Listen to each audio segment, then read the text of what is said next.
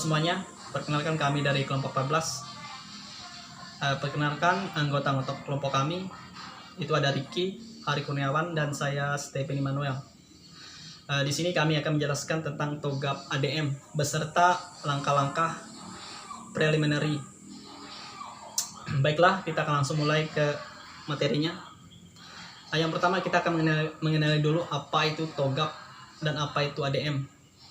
Jadi TOGAP itu merupakan singkatan dari The Open Group Architecture Framework, di mana merupakan framework untuk arsitektur enterprise. Jadi TOGAP itu digunakan oleh arsitek perusahaan untuk merancang, merencanakan, melaksanakan, dan mengatur arsitektur organisasi. Dengan TOGAP diharapkan mampu meningkatkan efisiensi dalam suatu bisnis. TOGAP memberikan metode yang detail mengenai bagaimana membangun dan mengelola serta mengimplementasikan arsitektur enterprise dan sistem informasi, yaitu yang disebut dengan arsitektur deployment method. Jadi arsitektur deployment method terdapat pengelompokan aktivitas arsitektural yang saling berhubungan menjadi satu kelompok untuk mencapai tujuan spesifiknya, yaitu seperti yang Anda lihat di gambar ini. Dan ADM ini terdiri dari beberapa fase, yaitu fase yang pertama ada fase preliminary, lalu ada fase A yaitu arsitektur fashion, kemudian fase B business arsitektur, fase C information system arsitektur, fase D teknologi arsitektur, fase E opportunities and solution, fase F migration planning, kemudian fase G implementation governance, dan fase H arsitektur change management. Jadi karena arsitektur dari enterprise itu kompleks, pengembangannya tentu akan sulit kalau pengembangannya dari awal sampai akhir bisa langsung benar gitu. Makanya ada istilah yang dikenal dengan iterasi ADM. Nah, kepada gambar ini ada panah yang bolak-balik, itu menandakan iterasi pada ADM.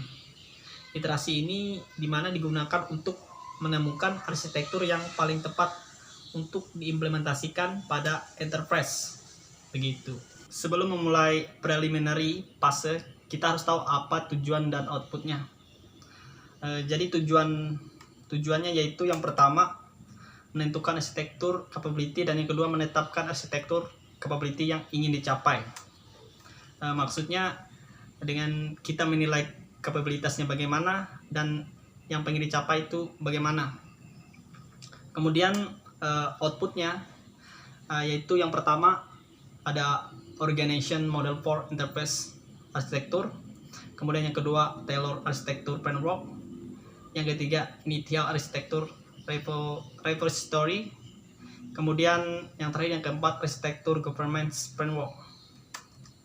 Sebelum kita membuat fase preliminary, ada beberapa langkah yang harus dilakukan, yaitu yang pertama menentukan cakupan organisasi yang terdampak.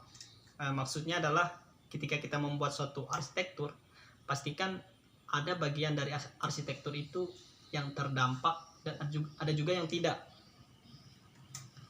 Jadi yang kedua menginformasikan sistem tata kelola dan framework pendukung. Untuk kita lebih mengenali, sebelumnya dia itu udah tahu sistem tata kelolanya itu bagaimana, lalu dia juga udah pakai framework apa saja. Dan yang ketiga mengidentifikasikan dan membentuk tim arsitektur. Jadi tim arsitektur inilah yang akan mengembangkan kira-kira nanti arsitekturnya pinginnya bagaimana, rancangan itu seperti apa. Ini adalah tanggung jawab dari arsitektur. Dan yang keempat mengidentifikasikan dan membuat prinsip arsitektur. Yang kelima menyesuaikan TOGAP framework lainnya. Kemudian yang keenam membuat strategi dan rencana implementasi. Nah, di sini saya akan menjelaskan kelebihan framework TOGAP dan kekurangan framework TOGAP. Nah, kelebihannya Saya akan jelaskan kelebihannya dulu, yaitu yang poin pertamanya. Poin pertamanya, sifatnya fleksibel dan bersifat open source. Nah, terus yang kedua, sistematis. Poin ketiga, fokus pada siklus implementasi atau ADM dan proses. Terus poin keempat, kaya akan area teknis arsitektur. Nah, poin kelimanya, resource base menyediakan banyak material referensi. Poin keenam, karena melibatkan banyak pihak, terutama industri, di TOGAP banyak memberikan best practice atau kejadian di real di dunia nyata. Nah, di sini terus apa saja kekurangan framework TOGAP? Yang pertama yaitu tidak adanya template standar untuk seluruh domain. Misalnya untuk membuat blok diagram. Poin kedua, itu kekurangannya tidak ada artefak yang dapat digunakan ulang atau ready-made. Nah, di sini gambaran-gambaran framework TOGAP. Nah, di sini yang pertama institusi atau organisasi perusahaan.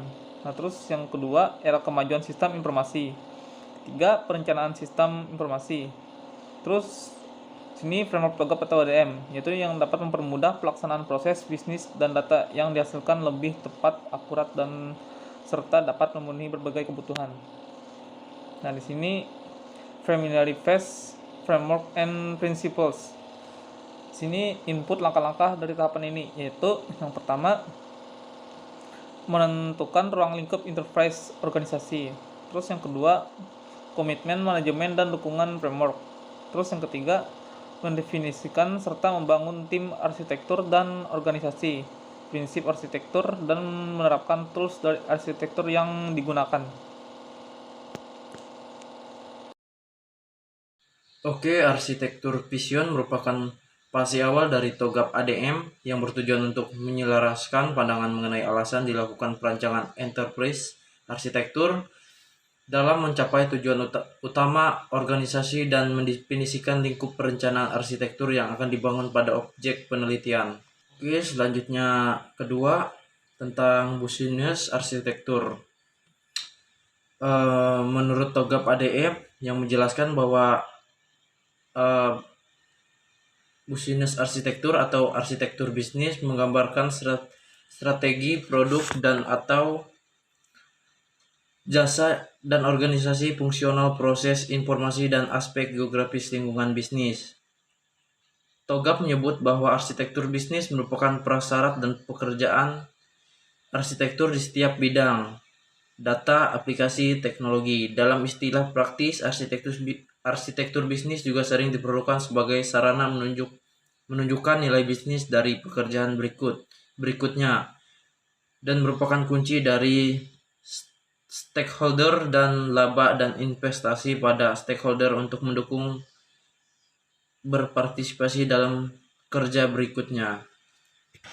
Selanjutnya yang ketiga tentang information arsitektur adalah informasi yang diwujudkan dalam bentuk berupa bagan, kolom, dan desain terstruktur yang saling berkaitan agar lebih mudah dimengerti oleh orang lain.